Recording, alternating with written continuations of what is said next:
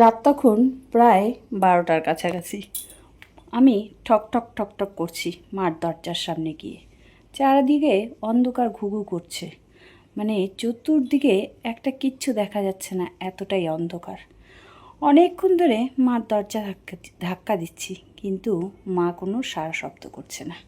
আমি একটু টাইমের পরে নিজেকে না একটু কেমন যেন, মানে একটা কীরকম যেন ভাব মনে হচ্ছে যে মা কোনো শব্দ পাচ্ছি না। একটু ভয়ই পেয়ে গেছিলাম যে কি হলো।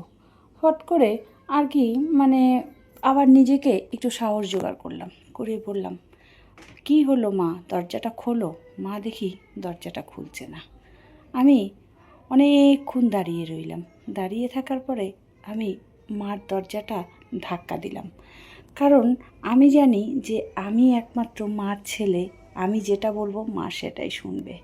কিন্তু মার যে এতটা অভিমান হয়েছে, এতটা রাগ হয়েছে, সেটা পরে গিয়ে আমি বুঝতে পারলাম। আসল কথা, অভিমান রাগটা আমার উপরই বেশি হয়েছে। তার জন্য মা কারোর সাথেই কোনো কথা বলতে চাইছিল না, দরজাটা আর কি বন্ধ করে ঘরে ঢুকে আছে। ভেবেছিলাম কি না কি, তারপরে ঢুকে দেখলাম এই ব্যাপার। তো যাই হোক, দরজাটা আমি কিন্তু ভেঙেই ঢুকলাম। তো ঢোকার পরে কি দেখলাম, কি হলো, সেই গল্পটাই আজকে তোমাদের সাথে শেয়ার করব। অবশ্যই মা ছেলের গল্প, আর আমি একমাত্র ছেলে অনির্বাণ। আমি কিন্তু অত সহজেই রাগ হই না, আর যদি রাগ হই তাহলে কিন্তু পুরো তোলপাড় করে দিই। এটাই হচ্ছে আমার চরিত্র। আমি সব কিছুই হেসে উড়াই দিই। যখন দেখি যে না, এটা তো একদম অতিরিক্ত হচ্ছে, তখন আমি সেটাকে নিয়ে একদম তোলপাড় করি। তো যাই হোক, সেই রকম ছিল আজকের দিনটা। আমি সকাল সকালই বন্ধুদের সাথে আড্ডা দেওয়ার জন্য ক্লাবে চলে গেছি। আমার নাম যেহেতু অনির্বাণ, আর আমার মা বাবা, আমাদের পরিবারে 3টি মানুষ। আমার ঠাকুমা আছে, তো ঠাকুমা এই নিয়ে আমরা চারটা আর কি মানুষ থাকি। সকালবেলায় প্রত্যেক দিনের মতন, যেহেতু আজকে রবিবার ছিল, ছুটির দিন ছিল, তো তার জন্য আর কি আমি ক্লাবে চলে গেছি আড্ডা দিতে। প্রত্যেক দিন যাই না, আর মানে শনি রবিবার দিন যাই, যেহেতু আমি একটা চাকরি করি, আমার শনি রোববার ছুটি। আমার বয়স এখন প্রায় 30-এর কাছাকাছি। মা অনেক তোড়জোড় করছে বিয়ে দেওয়ার জন্য, কিন্তু আমি এখন বিয়ে করব না। মাকে বলেই দিয়েছি যে 35 থেকে 37 বছর বয়সেই আমি বিয়ে করব। তুমি যতই যাই বলো না কেন, আমি এখন বিয়ে করব না। ঠাকুমার বড় ইচ্ছা আমার বিয়ে দেখবে। আমি ঠাকুমাকে বলেছি, হ্যাঁ হ্যাঁ, নিশ্চিন্ত থাকো, তুমি আমার বিয়ে দেখেই তারপরে তুমি উপরে যাবে, এত তাড়াতাড়ি কোথায় যাবে। সত্যি কথা বলতে, আমার ঠাকুমারও তেমন বয়স না, মারও বাবারও সেরকম একটা বয়স না, কিন্তু ওই যে এখন যেহেতু অল্প বয়সে বিয়ে করছে, তারপরে আর কি এত বড় ছেলে, তো বাইরে বেরোলে কেউ কিন্তু বলে না যে আমি আমার মার ছেলে। সবাই অনেক কিছু অনেক রকমভাবে মশকরা করে, মজা করে, ইয়ার্কি মারে, টোন কাটে, অনেকেই অনেক কিছু বলে। সেগুলো আমি কোনো কিছু কেয়ারও করি না, পাত্তাও দিই না। যাই হোক, বাজারে চলে গেছি, বা মানে ক্লাবে আড্ডা দিতে। তো হঠাৎ করে দেখি মার ফোন আসলো। মা ফোন করছে। আমি যেহেতু ক্রাম খেলছিলাম ক্লাবে, আমি ফোনটা দুবার করেছে, আমি তুলিনি, যেহেতু আমার তখন পুরো খেলাতে আর কি মত্ত ছিলাম, ফোনটা তুলিনি। মা রাগ হয়ে গেছে। কিছুক্ষণ পর আমি কল ব্যাক করলাম, যে মা খেলাটা শেষ হলো। আমি কল ব্যাক করলাম, মা ফোন করেছিলে? মা বলল, হ্যাঁ ফোন করেছিলাম, আমি তো তোদের কাছে এখন বোঝা হয়ে গেছি, তোদের এখন আমি চোখের মানে সব থেকে শত্রু হয়ে গেছি, এগুলো আর কি। বা মা আমাকে বলল। আমি বললাম, কি হয়েছে, কার রাগ কার উপর তুলছো? তখন মা বলতে বলতেই হাউমাউ করে কান্না করে দিল, যে সকালবেলায় তুই বেরিয়ে গেলি, তারপরে তোর বাবাকে বললাম একটু মাছ এনে দিতে, তোর বাবা মাছ আনতেই আর কি মাছ নিয়ে আসছে, নিয়ে আসার পরে মাছগুলো কেটে আনেনি।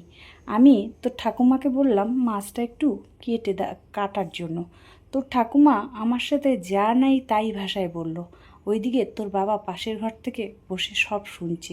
অথচ তোর বাবা কোনো প্রতি উত্তর করলো না। তোর বাবা বলতে পারতো তো যে অনির্বাণের মা তো সারাদিনই কাজকর্ম করে, মা তুমি একটু মাছটা কেটে দাও, তাই কি হয়েছে, দুজন মিলে সংসারে কাজ করলে কি অসুবিধা। এই না বলে তোর বাবা খুব তোর বাবার মতন চুপ করে মোবাইল দেখছিল। আর তোর ঠাকুমা আমাকে যা নাই তাই ভাষায় বলে দিল। এই বলে মা সমানে কাঁদতে লাগলো। অনির্বাণ বলল, চুপ করো মা, হয়েছে, জানোই তো বাবার স্বভাব, জানোই তো ঠাকুমার স্বভাব, এদের কথা কেন তুমি কানে দাও? তুমি আমাকে বলতে পারতে, আমি মাছটা কেটে দিতাম। অমনি তুমি ঠাকুমাকে বলতে গেলে কেন? এখন অনির্বাণ মনে মনে ভাবছে, কি বলবো এখন? যদি আমি মাকে বলতে যাই ঠাকুমা পাজি, বাবা কেন প্রতিবাদ করলো না, তাহলে এটা আরও অনেকটা দূর জল গড়াবে। এই জন্য আমি মাকে শান্ত করার জন্য এসব কথা বলছি। মাকে বলছিলাম যে তুমি আমাকেই বলতে। মা অমনি দেখি আমার উপর রাগ হয়ে গেল। আমার উপর রাগ হয়ে বলল যে সবাই আমার শত্রু, কেউ আমাকে ভালোবাসে না। এই বলে মা ফোনটা কেটে দিল। আমি পরিষ্কার বুঝতে পারলাম যে আমার উপর রাগ করেছে। অনির্বাণ কি করবে? অনির্বাণ তখন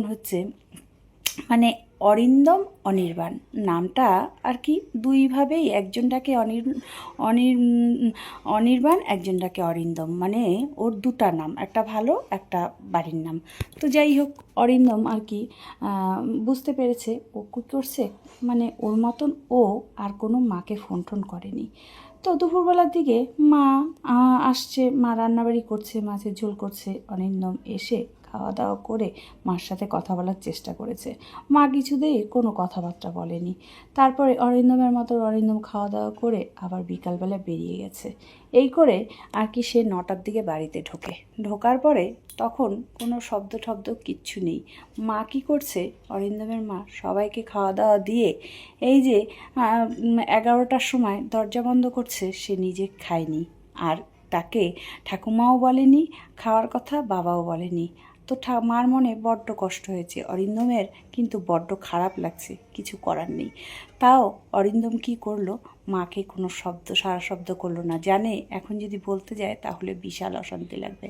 অরিন্দমের মা সবাইকে খাওয়া দাওয়া দিয়ে 11টার সময় দরজা বন্ধ করছে। অরিন্দম কিন্তু সব বুঝতে পারছে যে অরিন্দমের মা খায়নি।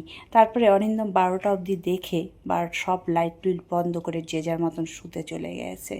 তখন অরিন্দম বুঝতে পারলো যে আমার মার সাথে কি অত্যাচার করছে। না আমার বাবা ঠিক মতন মাকে সে কেয়ার করে, না ঠাকুমা। আজকে তাদের উচিত ছিল মাকে যা হয়েছে ভুল বোঝাবুঝি যা হওয়ার হয়েছে এই বলে কাছে টেনে নিয়ে সব কিছু মিটিয়ে নিতে পারতো, কিন্তু একটা মানুষও নেই। আর আজকে আমি যদি ছেলে হয়ে মাকে আর কি মাকে না ভালোবাসি তাহলে এটা খুব খারাপ দেখা যাবে। এই চিন্তা ভাবনা করে অরিন্দম ওর মার কাছে গেল। মা মা মা বলে দরজা ধাক্কাতে লাগলো, কিন্তু দরজা আর খুলছে না। অবশেষে দরজাটা ভেঙে আর কি ঢুকতে হলো। দেখছে মা হাউমাউ করে কাঁদতে লাগলো, বালিশটা পুরো ভিজে গেছে। অরিন্দম কি করলো, মার জন্য ভাত নিয়ে দরজাটা যখন ভেঙে ফেললো তখন ওর মার কোনো শব্দ পেল না। অরিন্দম ভয় পেয়ে গেছিলো কি না কি হলো, দেখে অন্ধকার ঘুটঘুটা। তারপরে অরিন্দম কি করলো, ভাতের থাল নিয়ে মার কাছে গেল, মাকে খাইয়ে দিল। অরিন্দমের মা কিছুতেই খেতে চাচ্ছে না। অরিন্দম বলছে, তুমি যদি না খাও তাহলে আমি কিন্তু কালকে থেকে আর বাড়িতে থাকবো না। এই বলে মাকে অনেকভাবে ভালোভাবে বোঝালো যে ছাড়ো, যে যার মতন করতে থাকুক, আমি তো তোমাকে ভালোবাসি। আর তোমার ছেলে যদি তোমাকে ভালোবাসে তোমার কি অসুবিধা আছে? কাল থেকে তোমার যাবতীয় যা কাজকর্ম করতে হবে তুমি আমাকে বলবে, আমিই কাজকর্ম করব। ছাড়ো না, ঠাকুমার বয়স হয়ে গেছে, ওনার কথা বাদ দাও। এই বলে অরিন্দম নিজের ভাষায় অনেক সুন্দর করে মাকে বোঝালো। অবশেষে মা বুঝতে পারলো, পেরে তারপরে ছেলের হাতে ভাত খেলো। খেয়ে ছেলেকে বলল, ভাগ্যিস তোর মতন ছেলে পেয়েছি বলে, না হলে আমার কি হতো? তোর বাবা তো আমার কোনো খোঁজখবরই নেয় না, তোর বাবা তো আমার কোনো যত্নই করে না। অরিন্দম বলল, দরকার নেই তো, তোমার ছেলে আছে তো, তোমার ছেলে তোমাকে ভালোবাসলেই হবে। অমনি অরিন্দমের মা বলল, হ্যাঁ আমার স্বামী না ভালোবাসলেও আমার ছেলে ভালোবাসলেই হবে। তোর ঠাকুমাটা আরেকজন, তোর ঠাকুমাটা যদি ভালো থাকতো তাহলে তোর বাবা এরকম করতে পারতো না। অরিন্দম বলছে, মা ছাড়ো ওদের কথা, তুমি ওসব কথা কান দিও না। আমি তো তোমাকে কথা দিলাম, এখন থেকে তোমার যে কোনো সমস্যা হবে, যে কোনো প্রবলেম হবে, আমি অফিসে যাওয়ার আগে তোমার হাতের কাজ সব কিছু করে দেব, তোমার কাউকে কিছু বলতে হবে না। আজকে যদি তোমার মেয়ে থাকতো, মেয়ে করতো না। অরিন্দমের কথা শুনে অরিন্দমের মা বলল, তুই কি করে এত কাজ করবি, তুই তো অফিসে যাস আবার আসিস, কত ধকল হয়।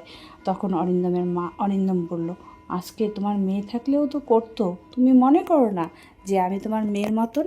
আজকে আমি তোমার যদি হেল্প না করি কে করবে বলো? সারাদিন তুমি কত খাটাখাটনি করো, আমি দেখি তো। এই বলে অরিন্দমের মাকে অনেক সুন্দরভাবে, অনেক ভালোবেসে বোঝালো। অরিন্দমের মা অবশেষে অরিন্দমের কথা শুনে খুব খুশি হয়ে অরিন্দমের সব কথা মেনে সব পুরনো জিনিস ভুলে গিয়ে আবার সে তার বাবা আর ঠাকুমাকে আবার সে আগের মতনই আর কি চোখে দেখতে লাগলো। অরিন্দম মনে মনে ভাবলো, যাক, মার রাগটা তাহলে ভাঙলো। পেছন থেকে তাকিয়ে দেখে ঠাকুমা আর বাবা দরজার সামনে দাঁড়িয়ে আছে, আর মার দিকে ড্যাব ড্যাব করে তাকিয়ে ঠাকুমা আর বাবা হাসছে।